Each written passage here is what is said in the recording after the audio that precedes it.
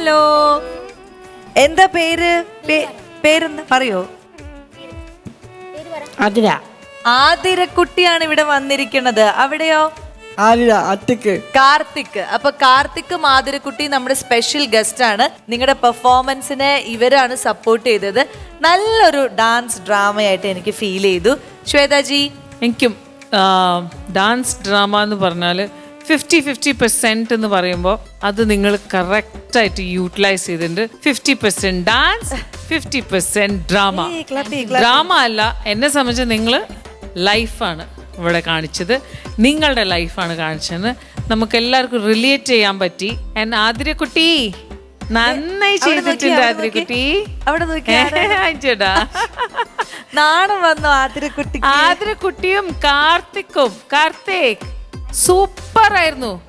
അതാണ് ഇപ്പൊ നല്ലൊരു സ്റ്റോറി ലൈൻ, നല്ലൊരു ഡാൻസ് ഡ്രാമ സബ്ജക്റ്റ് നിങ്ങൾ ചൂസ് ചെയ്തു. Thank you so much. Real life എന്താ പറയാ, ക്യാരക്ടേഴ്സ്, പേഴ്സണാലിറ്റീസ് ആൾക്കാരെയാണ് ഇവിടെ കൊണ്ടുവന്നിട്ട്. അപ്പോൾ ടോട്ടൽ നമുക്ക് എല്ലാവർക്കും എന്താ പറയാ ഇൻവോൾവ് ആവാൻ പറ്റി. So really beautiful. നന്നായി ചെയ്തു. നമുക്ക് എന്തായാലും മോളെ കൂടി വിളിച്ചാലോ? പിന്നെ നമ്മുടെ മെയിൻ ആള്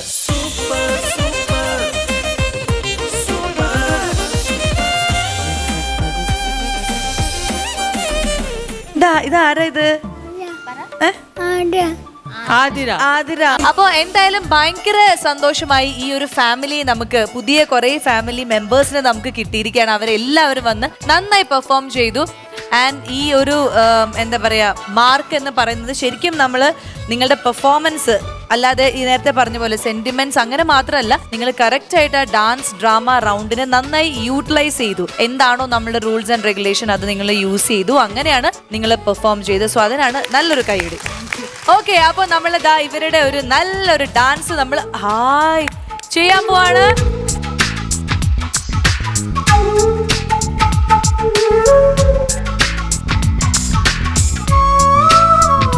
സോ കാർത്തിക് റെഡി?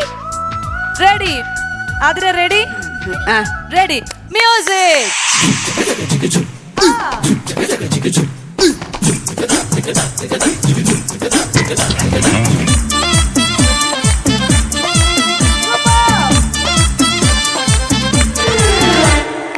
ഇവൾക്കൊരുവൻ കിഴക്കുതിച്ചേ, ഇന്ന് താലിപ്പീലി പൊന്നും കെട്ടി മുത്തഴക് മണിച്ചെറുക്കൻ. തിങ്കളേ തിങ്കളേ ഇനി ഒളി കണ്ണെറിയരുതേ.